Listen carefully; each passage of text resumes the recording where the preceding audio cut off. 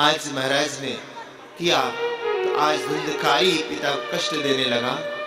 गोकर्ण जी पढ़ करके आए काशी से, देखा पिताजी दुखित है। बोले पिताजी काहे को चिंतित हो? तो पिताजी बोले क्या करे बेटा, धुंधकारी के पाप से मैं जरा व्यथित हूं। मैंने जितना संसार में अपनी प्रतिष्ठा कमाई थी, जितना नाम कमाया था, ये धुंधकारी सब डुबो दे रहा। लोग कहते पंडित जी का लड़का है, आत्मदेव जी का, बेश्यागामी हो गया, ये शराब पीता है, ये करता है, यो करता, तो मैं कहीं मुंह दिखाने लायक नहीं हूं। तो गोकर्ण ने कहा पिताजी आप अपने दुख के कारण स्वयं हैं। क्यों? क्योंकि आपने अपेक्षा की अपने पुत्र से, मेरा बेटा बड़ा होगा तो मेरा नाम करेगा। जरूरी नहीं है कि हर बेटा नाम ही करे, माता पिता का नाम ही रोशन करे, नालायक भी हो जाते हैं। तो आपने स्वयं अपेक्षा पाली और आपकी अपेक्षा पर आपका बेटा खरा नहीं उतरा, इसलिए आप दुखित हैं। तो आप अपने दुख के कारण स्वयं हैं। अरे पिताजी, जो चिंता तुम संसार में लगा रहे हो, अपने इस नालायक पुत्र में लगा रहे हो, अगर यही चिंता भगवान के चरणों में लगा देते, चिंतन करते, तो आप भव सागर से पार हो जाते। किया चिंता भूई पुत्र पौत्र भरणा, व्यापार संभाषणे, या चिंता धन धान्य भूयिषा, लाभे सदा जायते।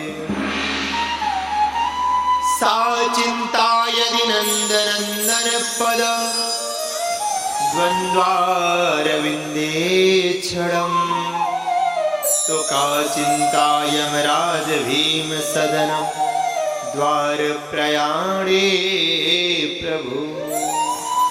प्यारे, अगर यही चिंता भगवान के चरणों में लगा देते तो आप भव सागर से पार हो जाते। अरे काहे को चिंता कर रहे हो कि चिंता चिता समान है, घुन की तरह लग जाती है, चिता मुर्दे को जलाती है, पर चिंता जीते जी खा जाती है। चिंता करोगे पिताजी जीना 100 साल तो 25 साल में गोविंदाय नमो नमः हो जाए। चिंता करोगे जल्दी चिता पे पहुंच जाओगे। अगर उस परमात्मा का चिंतन करोगे तो एक दिन चित्तौड़ से मिल जाओगे। ये जो आपको जीवन मिला है ना, तो परमात्मा का चिंतन करने के लिए मिला है, भगवान का कीर्तन करने के लिए, भजन करने के लिए, है ना, ध्यान करने के लिए मिला है। और पिताजी इस शरीर को पा करके अगर आप इसको व्यर्थ कार्य में लगा रहे हो, इस शरीर को यूं ही गंवा रहे हो, तो आपसे बड़ा कोई और मूर्ख नहीं होगा। कि देहंस्ति मासारुधरे भिमति त्यजतः, जाया सुतादिशदा ममता विमुञ्चः, परमानिशं जगदिदं क्षणभंगनिष्ठं, वैराग्य रागरसको भवभक्तिविष्टः। पिताजी ये शरीर नश्वर है, समझिए मेरी बात को।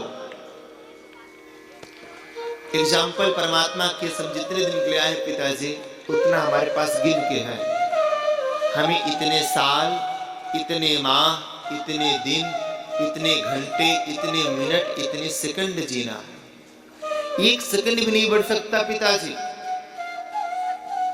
अब उस समय में हम चाहे उत्सव मना लें, चाहे 99 चक्कर पड़ के अपने जीवन को बर्बाद कर दें, चाहे अपने आप को दुखी कर दें, चाहे रोएं चाहे गाएं, मिला हमको उतना ही समय, उससे ज्यादा नहीं जीना हमें। एग्जाम्पल, किसी नवविवाहित की शादी हुई हो और घूमने के लिए स्विट्जरलैंड जाए वीजा लेके, पासपोर्ट लेके, और 15 दिन का वीजा करवाए, और पता लगा वहां जाके लड़ ले, तो चाहे तनाव में रहे तो भी 15 दिन रहना है, चाहे प्रसन्न होकर घूमे तो भी 15 ही दिन रहना है, 16वां दिन नहीं होना। ऐसे ही हम भगवान के यहाँ से आए हैं, चाहे प्रसन्न होकर जिए चाहे दुखी होकर जिए, चाहे सुखी होकर जिए, चाहे जैसे जिए उतना ही जीना है जितना भगवान ने आपको आयु दिया। प्रतिदिन आपके जीवन में से एक दिन कम हो रहा है। मृत्यु की तरफ आप रोज बढ़ रहे हो। दौड़ा जाए रे समय का घोड़ा। ये जो आपकी इमारत खड़ी है ना, कैसी पता है? इसमें हड्डी रूपी ईंट लगी है और खून के गारे से इसको बनाया गया कि खून का गारा बनाया पिताजी, ईंट जिसमें हड्डियां, चंद श्वासों पे खड़ा है ये ख्याले आसिया। वक्त की पुरजोर आंधी जब इससे टकराएगी तो ये इमारत टूट कर खाक में मिल जाए। कि असारः खलु संसारो दुख रूपी विमोहकः, सुताः कस्य धनं कस्य स्नेहवान जलते निशम्। पिताजी रोज आपके जीवन में से एक एक दिन कम हो रहा है। ये संसार भी स्वार्थी है पिताजी, ये शरीर भी आपका स्वार्थी है। एक दिन शरीर भी आपको छोड़ के समाप्त हो जाएगा। बोले तो क्या करे बेटा? बोले अपनी अर्थी को उठने से पहले अपने जीवन के अर्थ को समझ लेना चाहिए, अन्यथा अनर्थ हो जाता। समझ रहे मेरी बात? क्या अपनी अर्थी को उठने से पहले अपने जीवन का अर्थ समझ लेना चाहिए। क्यों हम यहाँ पर आए हैं, किस लिए मानव जीवन मिला है, अन्यथा अनर्थ हो जाएगा। लेकिन दुर्भाग्य का विषय, आज का व्यक्ति भगवान को छोड़ करके तब तक धन कमाता है, तब तक धन कमाता है जब तक उसका निधन नहीं हो जाता। जब तक उसका निधन नहीं हो तो उसे पता है कि चाहे जितनी बड़ी कोठी बंगले बना लेंगे, हमारे मरने के बाद तुरंत हमारे बच्चे नेम प्लेट हमारी फेंक करके अपनी नेम प्लेट लगा लेगा, पता है। लेकिन उस कीड़े की तरह व्यक्ति जीता है जैसे बरसात में एक कीड़ा होता है, हमारे काशी में गुबड़ौला बोलते हैं उसको। वो गोबर की गोली बनाता है, देखा होगा अपने गांव में, और उसको धकेलता है, कभी ऊपर से कभी नीचे से, उसको धकेलता जाता। दिन भर मेहनत करता है, जैसे तैसे उसको अपने बिल के पास लेके पहुंचता है। लेकिन जब बिल के पास पहुंचता है देखते अरे बिल तो छोटा है, इसका साइज बड़ा है, तो उसको वहीं छोड़ के बिल में घुस जाता है।